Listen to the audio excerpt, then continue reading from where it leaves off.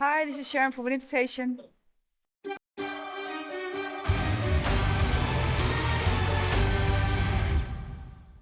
Very well. Just had a boat trip last night. Yesterday, the whole day actually was like 11 or 12 hours from Stockholm to Finland. Yeah, and it was interesting. There was a lot of things I didn't see before on a cruise ship. I've never been on a cruise ship before. Really? No, Was it your no. first time? Because Yeah, it's usually very classic to travel from Stockholm yeah, to but Finland. that was not that big as this one. That was like more like a ferry. Yeah. I've been on the ferry before, Okay. but this one had a casino, it had a sauna, it had so many things that I didn't expect. But it was really nice. I had a cabin which was really, yeah, also very beautiful. So I enjoyed myself actually. I saw people dancing on the dance floor. There was a band playing even. Yeah, yeah. Yeah, a We lot of also have fun. karaoke, but I'm guessing you don't really Yeah, do that. I really love Yeah, karaoke. you Yeah, it's do. one of my guilty pleasures. Yes, of course. What is your like karaoke song? Do you have one? Oh, my heart will go on. That's the one I wanted to do actually on the boat if there would have been a Yeah. karaoke that I actually came across, but I didn't see it yet yesterday. So Next yeah, time, next next time. time. That's great. Yeah, it's been a quick year. Like a lot of things happened, a lot of things that we did. So it was busy and but also fulfilling. Felt like yeah, did a lot of nice stuff and that I enjoyed very much and things that impressed me a lot. So yeah. I think one of the things that happened was that you won some sort of a lifetime achievement award. Yeah, we did. Actually, I Yeah. forgot about that already, but but we did, yeah, which was a complete surprise to us. But also, yeah, also in a way, yeah, it's nice to look back on what you've done so far, which we never do actually, because we only want to look ahead somehow because we feel that our work's not finished yet somehow, always hoping that you still will write a song that will amaze ourselves, like, oh wow, that's cool, I'm really enjoying this new song that we've written. And that's always our main goal, to write new music. And so we don't look back that much, but then looking back, people look back, and we had guests, actually people that we know from the industry, like Anneke van Giersberg Yeah. she used to be in The Gathering. She performed a lot of songs with a band there that were our songs, and she did such a nice way, and a beautiful video that she made. Congratulations from her and stuff. So it was really heartwarming, and yeah, it was really beautiful. Yeah, that must be really nice because she was also such an influential figure around the same time you Yeah, guys. exactly. And we've known each other for such a long time and did a lot of things together as well on stage. And yeah, so we became friends throughout the years. And that's nice to see, yeah, a colleague and friend doing something like that. You know, we didn't get to know each other since the time that we actually started working with her with Paradise. We knew each other, of course, by name, and but we never had really had a normal conversation, except for maybe one interview that we did together, but it was really quick. And but we've known each other now for quite some time, and throughout the years, we realized we have so much in common. And I like her humor, and we became yeah, friends. It's not common to find people in music that do the same kind of music and understand the kind of life you have. And that's really nice that we have that connection. And yeah, I love her humor, like I said. It matches mine, so it's we're both a bit crazy in a good way, I think. And it really connects on stage as well. So really always happy to have her around. And this is the first time we're actually touring together, which I think is also Yeah, a that's new dimension crazy. to how we've, yeah, had our relationship throughout the years. It's disappointing that Blind 8 can't be here yet. We're still working on that though. But it's also reality of today, I guess. Is like they are in a war, and when you tell that story, it comes a bit closer also to our audience, and they even more realize like what kind of world, some countries are living in, that is so different from the rest of Europe. And that's something, yeah, I think in I think they will be able to join us later on. I think that there's some progress there at the moment. So I'm hoping to hear that final call that they're actually gonna join us. But it's, yeah, like I said, it's a reality of today, and it is also good for people to realize that in a way. And yeah. Yeah, and I guess somehow if there is a silver lining there, somehow it also just works well with the message that you're spreading Yeah, and exactly. spreading more awareness, maybe, which is something that over the years you started to do more and more.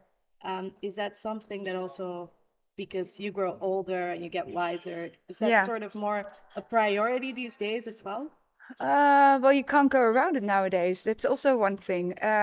It's maybe what you said, but also I feel more need to do so.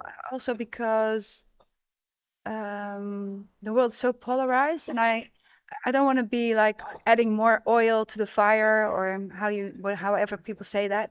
But it's more like I'm actually trying to find more common ground. And I think as we are storytellers, that's how I see ourselves as musicians.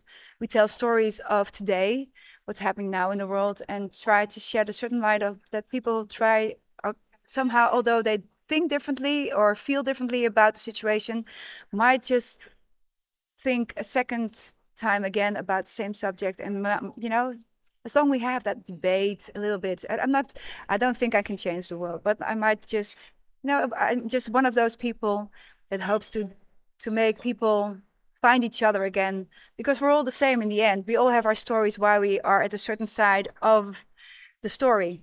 And I just hope to find common ground. That's the only thing.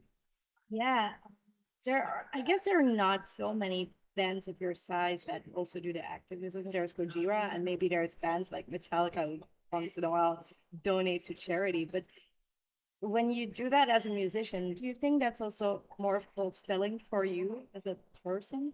Yeah, it is more fulfilling. Yeah, it is. So it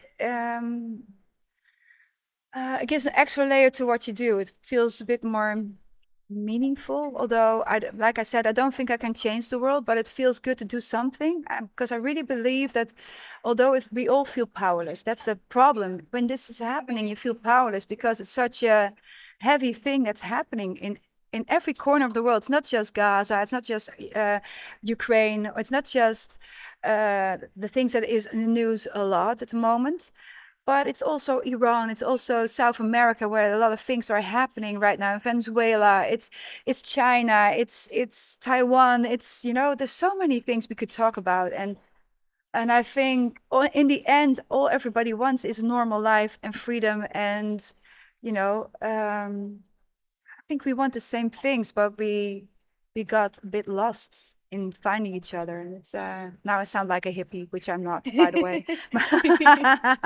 But I do, yeah. You That do have common a ground nice is, message yeah, though, like yeah. spreading love. Yeah, well, I don't spread love, but I do. I don't war neither, but it's more like I do think, yeah, it's just to keep on that conversation is important. Totally, everything comes together at like this one thing. And I think that I also started realizing throughout the years that all is connected, because people think I'm living in the West, so I don't care what's happening in the East, or I'm living in Europe, I don't care what's happening in America.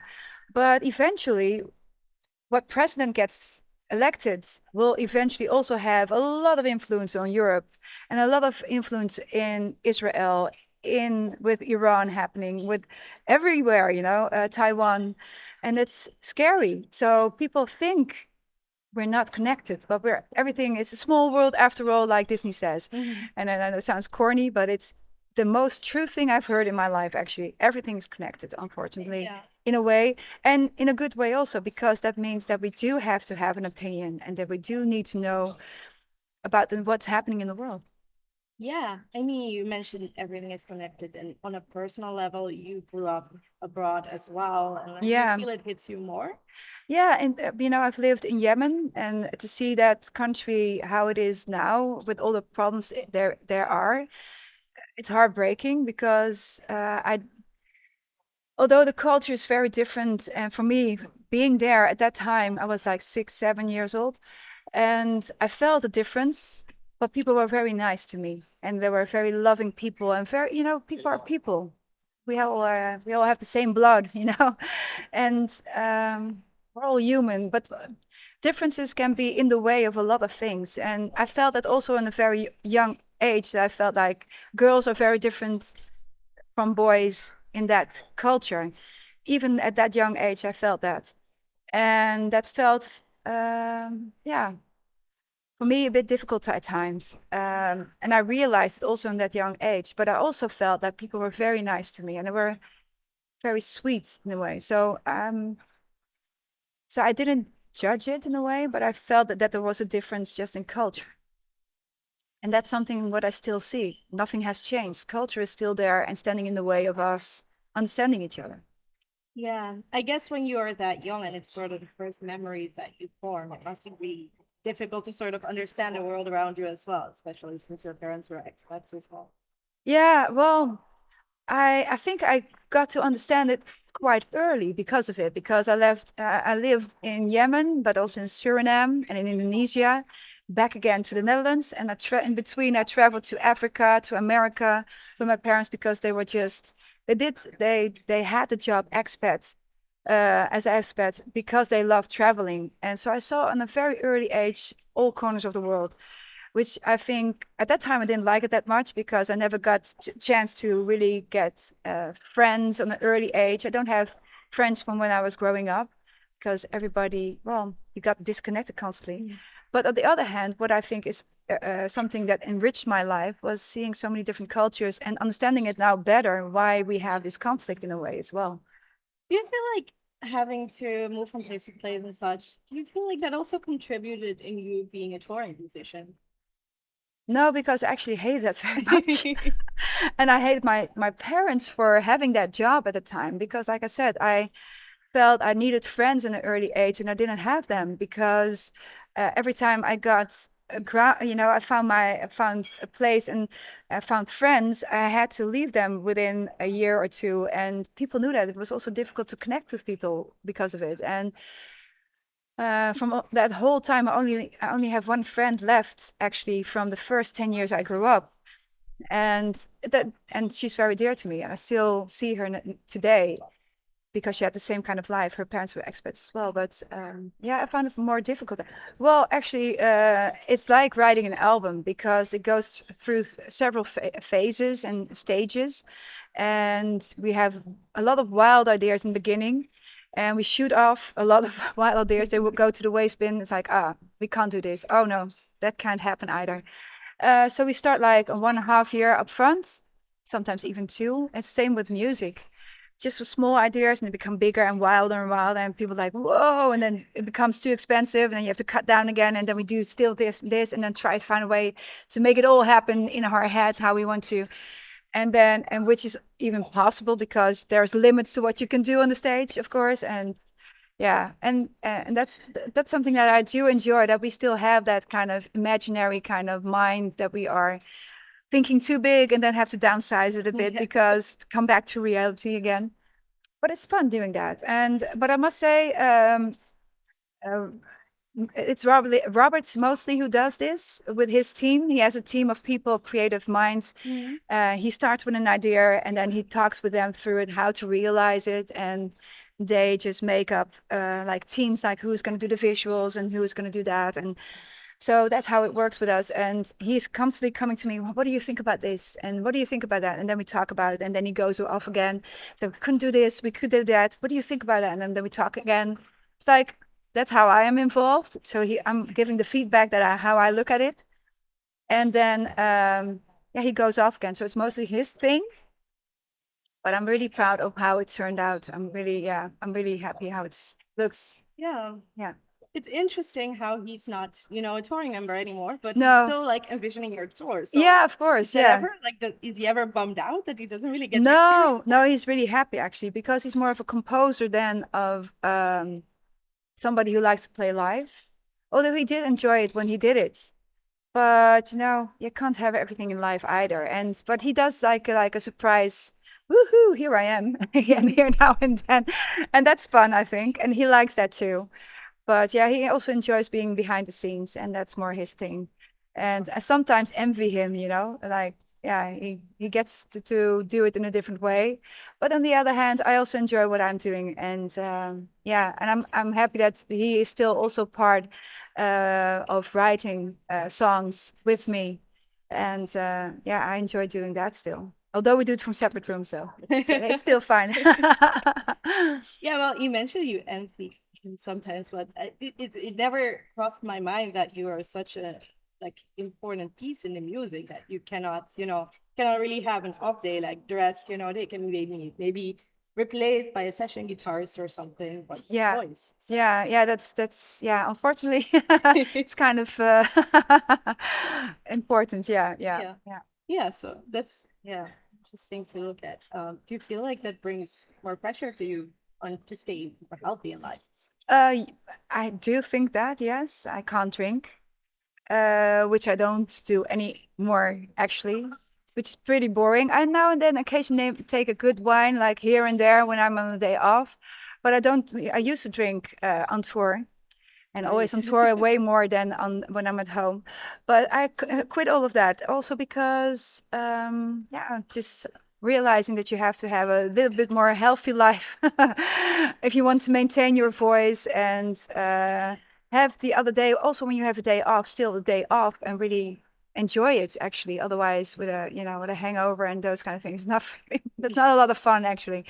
But it was, it's a bit less rock and roll, but it's having more fun, and that's important too, I think. Well, I hope that people will keep on checking our socials because there are going to be some releases that I'm going to do with two artists from the Ukraine, but from a very different scene. I'm not going to tell you, do a spoiler kind of thing, but there's something coming on the coming months, the next half year. So yeah, looking forward to that, and I'm really proud of those collaborations.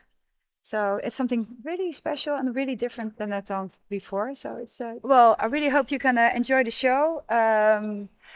I think it's going to be a very nice show, and I'm really looking forward to seeing you all and have that interaction and to have your beautiful Tarja with us and have fun and see you next time.